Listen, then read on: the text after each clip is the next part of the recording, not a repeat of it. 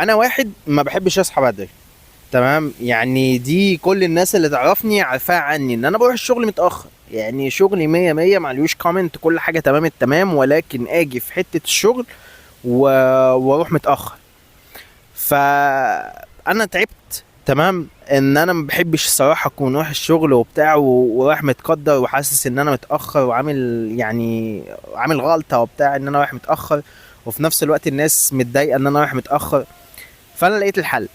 فاكيد في ناس كتير زيي تمام ما بيحبوش يصحوا بدري او بيروحوا الشغل متاخر. في ناس طبعها كده. يعني انا ما عنديش مشكله اصحى بدري، بس اصحى بمزاجي، اصحى 10 اصحى 11 اصحى 9 اصحى 8 وقت ما اصحى، بس بمزاجي.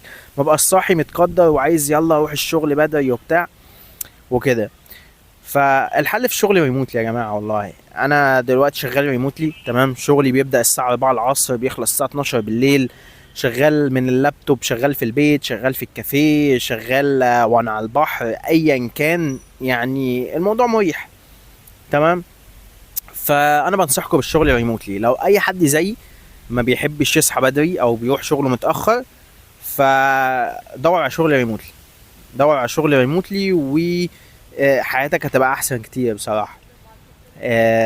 اي حد يا جماعه عايز يشتغل ريموتلي، اي حد عايز يعرف اي حاجه عن الشغل ريموتلي، سيب لي كومنت.